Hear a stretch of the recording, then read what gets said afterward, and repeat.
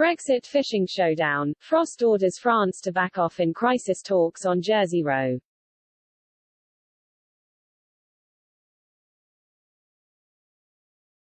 Lord Frost and George Eustace held crunch talks with French counterparts after fishermen staged an angry protest in Jersey over a new system of allocating fishing rights.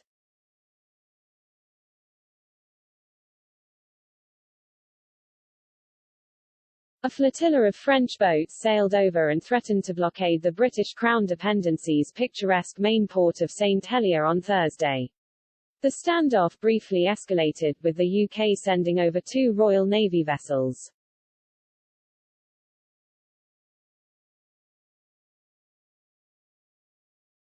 A flotilla of French boats sailed over and threatened to blockade the British Crown Dependency's picturesque main port of St Helier on Thursday. The standoff briefly escalated, with the UK sending over 2 Royal Navy vessels.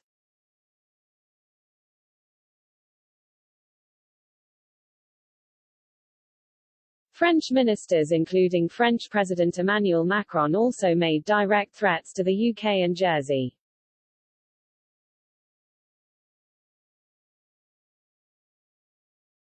One threat made by French Minister of the Sea Annick Garden included cutting off Jersey's electricity supply, while Mr Macron said maximum pressure should be applied to the UK in relation to implementing the trade and cooperation argument with the EU.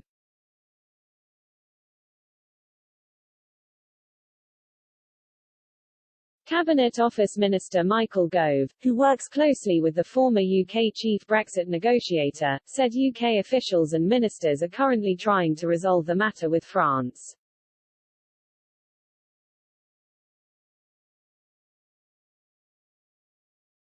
In a briefing with Holyrood journalists today, Mr Gove added, "I know George Eustace and Lord Frost have been having conversations with French and EU counterparts to de-escalate the situation."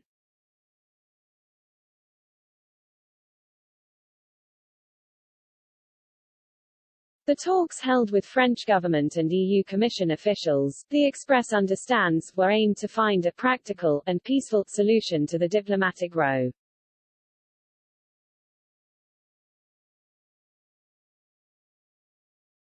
Whitehall sources told Express.co.uk the situation on post-Brexit fishing rights with France were tense, stressing their approach to the UK had been hostile.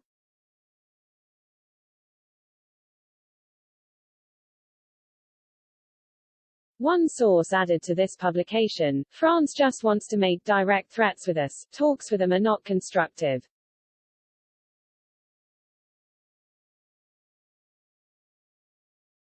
If they continue this approach, we will respectfully tell them to back off as we want a calm diplomatic solution to this issue.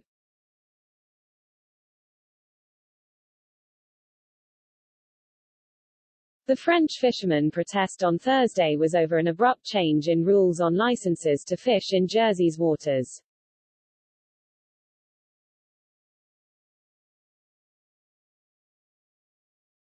Until the post-Brexit deal, the rules for French boats had been fixed under an agreement called the Granville Bay Treaty signed in 2000 between Jersey and France.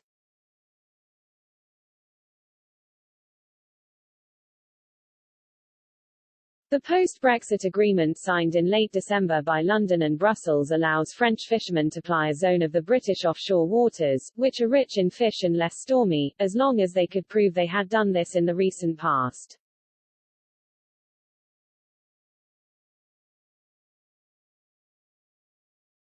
This zone includes waters off the Channel Islands, which belong to the Crown but are self-governing and not part of the United Kingdom and therefore did not even vote in the Brexit referendum.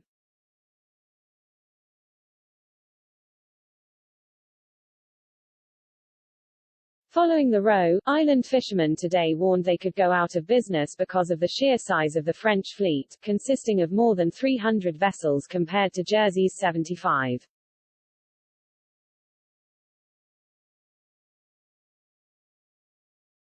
Loic Farnham, a 30-year-old fisherman in the British Crown Dependency, said, "If it goes on like this, there won't be any more fishing around here."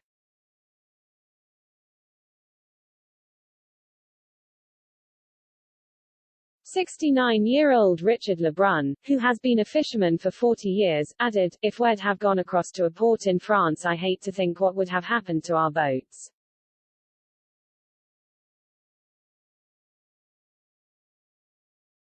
Let's be honest, the French are rather well known for kicking off and firing petrol bombs.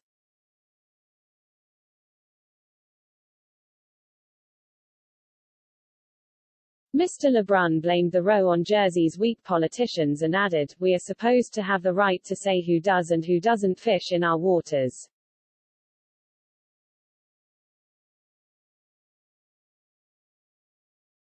Jersey government officials said the Brexit Accord stipulates licenses take into account how much time a vessel spent in Jersey's waters before Brexit.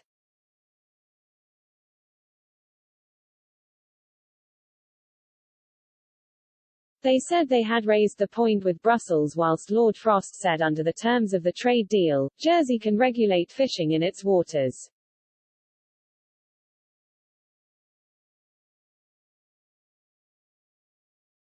However, the European Commission said that until further justifications had been provided by Britain, Jersey should not be attaching new conditions to licenses.